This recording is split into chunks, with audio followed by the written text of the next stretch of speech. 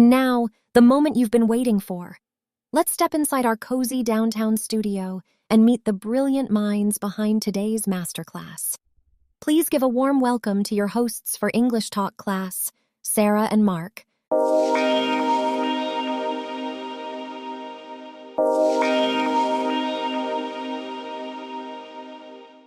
Hi, everyone. I'm Sarah. I've been working as an account director in advertising for nearly a decade. In this episode, I'll be sharing some insights on how large agencies operate and how we manage those, let's say, challenging client expectations. And hey there, I'm Mark, a junior copywriter.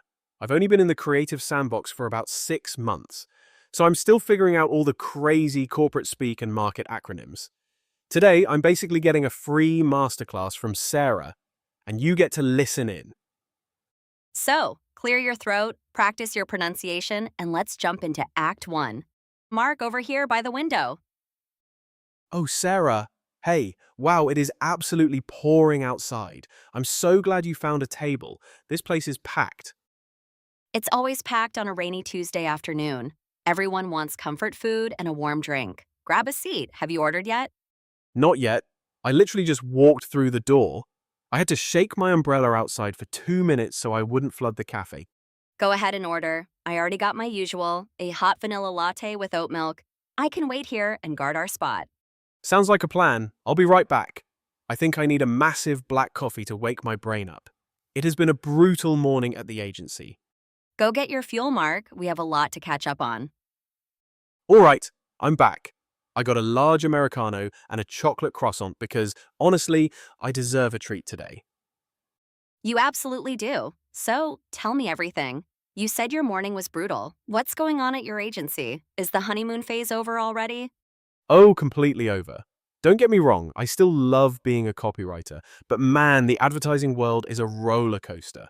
We're working on a massive pitch for a new sustainable fashion brand, and everything is chaotic. The famous pitch season. There is nothing quite like it. It's high risk, high reward, and zero sleep. Welcome to advertising, my friend. Exactly. Our creative director keeps changing the creative brief.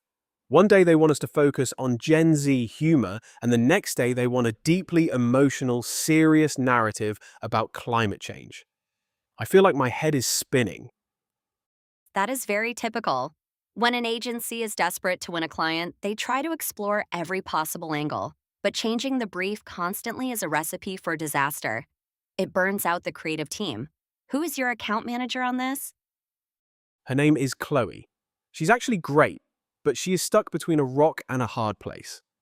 The client keeps sending mixed signals about what their brand identity really is, so Chloe has to pass that confusion down to us. The classic agency dilemma. As an account director myself, I know exactly what Chloe is going through. It is our job to manage expectations and shield the creatives from the client's internal mess. If the client doesn't know what they want, it's our job to help them figure it out before we write a single word of copy. Since you've been doing this for nearly a decade, Sarah, can you break down how your agency handles this? Because right now, my boutique agency feels like a wild west where everyone does a bit of everything. Sure. In a larger traditional agency, the structure is usually quite defined, although modern digital agencies are becoming more flexible. Think of it as a bridge between the client and the art. On one side, you have the account management team. That's me. Right, you guys are the business suits, the diplomats. Well, we don't wear suits anymore, usually just smart casual or trendy sneakers, but yes, we are the diplomats. We talk to the client, handle the budget, negotiate contracts, and make sure projects are delivered on time. We protect the business relationship. And who works alongside you to figure out the actual strategy? That's the strategic planning department or brand planners. They are the researchers. They look at market trends, analyze consumer behavior, conduct focus groups, and look at data. They answer the big question, who are we talking to and what do they care about? Wow, okay. In my place, the copywriters and art directors have to do our own research. It takes up so much time that could be spent brainstorming concepts. That's the main difference with smaller agencies. But having a dedicated planner is a lifesaver. The planner writes the creative brief. That document is your Bible, Mark. It outlines the target audience, the core message, the tone of voice, and the key deliverables. And once that brief is ready, it gets handed over to the creative department. My department. Exactly. The creative department is usually led by a creative director or CD. Underneath them, you have creative pairs, a copywriter who writes the headlines, scripts, and concepts, and an art director who handles the visuals, layout, typography, and aesthetics.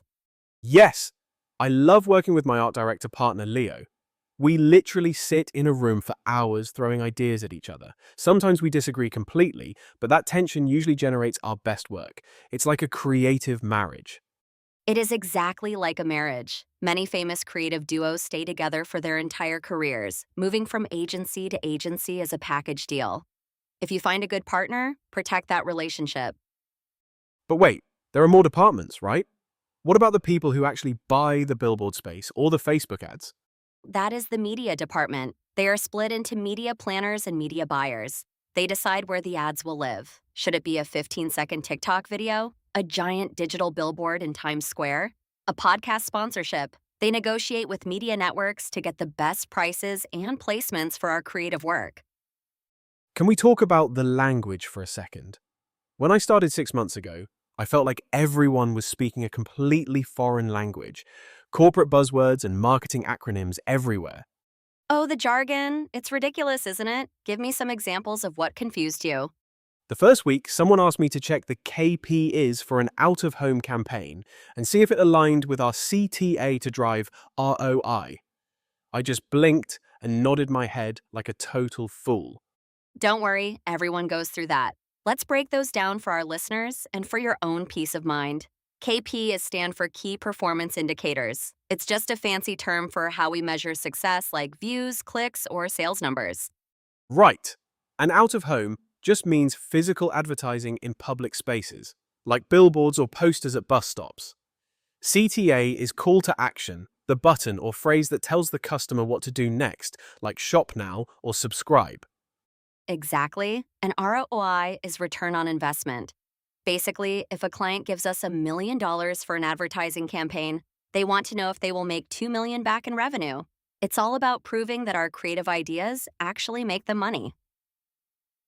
Another phrase I hear constantly is circle back and touch base. Yesterday, my boss said, let's touch base during our stand-up meeting tomorrow to see if we can move the needle on this project. Classic corporate speak. Touch base just means to talk briefly or update each other. A stand-up meeting is a short daily status meeting where teams literally stand up so that nobody gets too comfortable and the meeting stays quick. And move the needle means to make a significant, measurable difference. It's funny because we pretend it's very complex, but when you translate it, it's just basic human communication disguised as business strategy. That's exactly what it is. But knowing the lingo helps you sound confident in front of clients. It builds trust, even if it feels a little silly sometimes. Let's talk about the actual daily routine. For me, as a copywriter, my day usually starts around 9:30 a.m. I grab my first coffee, open my laptop, and check Slack. We use Slack for all internal communication. My morning is usually filled with internal syncs. What happens during an internal sync for a creative? Leo and I will meet with the creative director to show our initial concepts. We call this a tissue session or a rough ideation phase. We present 10 or 15 rough, raw ideas written down on paper. Most of them get thrown away immediately. Is it hard not to take that personally when you spend hours thinking of an idea and your director just says, "No, next"? At first, it killed my ego. I used to feel so defeated. But Leo taught me a valuable lesson. Kill your darlings. In advertising, you cannot fall in love with your first idea. You have to be willing to scrap everything and start from scratch. It's part of the process. That is the best advice anyone could give you. The best creatives are resilient. They treat ideas like currency. If one doesn't work, they just pull another one out of their pocket. What about your day, Sarah? As an account director, I assume your schedule is even crazier with meetings. My day is practically one long continuous meeting. I arrive around 8:45 a.m. to get a head start before the emails start flying. By 10 a.m., I'm in client status calls. We update the clients on project timelines, show them budget reports, and present creative work that has already been approved internally. What is the hardest part about dealing with clients directly? Managing subjective opinions. When we present an ad campaign, a client might say, I don't like the color blue, or my wife didn't find that joke funny. As an account manager, I have to politely steer them away from personal bias. I have to remind them, you are not the target audience. Your target audience loves this style according to our data. Wow, that requires a lot of emotional intelligence and patience.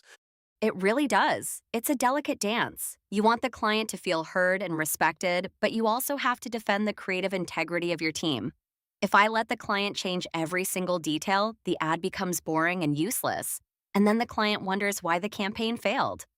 Do you have any crazy stories, like a complete disaster or an emergency that happened right before a campaign launch? Oh, plenty. One that stands out happened about 3 years ago. We were launching a massive national television commercial for a major automotive client. We had spent 6 months producing it. The budget was millions of dollars. Oh boy, I can already feel the anxiety building up. The commercial was scheduled to air during a huge live sporting event on Sunday night. On Friday afternoon at 4:30 p.m., the client's legal department called us. They discovered that a minor background song playing in a coffee shop scene didn't have the correct international copyright clearance. No way. At 4:30 p.m. on a Friday? Yes, if we aired it, the agency and the client could be sued for millions. The entire account team, the producers, and the sound editors had to stay in the office all night. We had to find the alternative track, re-edit the audio mix, re-render the final file, and get it reapproved by legal by Saturday morning. Did you make the deadline? We did. We submitted the final tape with only 2 hours to spare. I remember walking out of the office at 7 a.m. on Saturday, looking at the sunrise, feeling completely exhausted but incredibly exhilarated. That's the drug of advertising. It's stressful, but the adrenaline rush is addictive. That is wild. My biggest crisis so far was just a typo in a social media graphic that went live for 20 minutes before we noticed and took it down. Hey, don't minimize that. A typo on social media can become a meme instantly if the internet catches it. In this industry, attention to detail is everything, whether it's a multi-million-dollar TV spot or a simple Instagram caption. Speaking of the future, how do you feel about all the changes happening right now, specifically with artificial intelligence? As a copywriter, I have to admit, seeing AI tools generate headlines in 3 seconds is a bit scary. Am I going to lose my job in 5 years? That is the question on everyone's mind right now. It's a very valid fear, Mark, but here's my take on it. AI is a powerful tool, but it lacks human empathy and cultural intuition.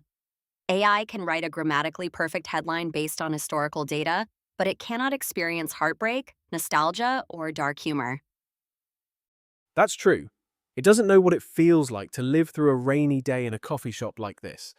Exactly. Advertising is all about human connection. The best campaigns tap into a subtle human insight, something we call an emotional truth.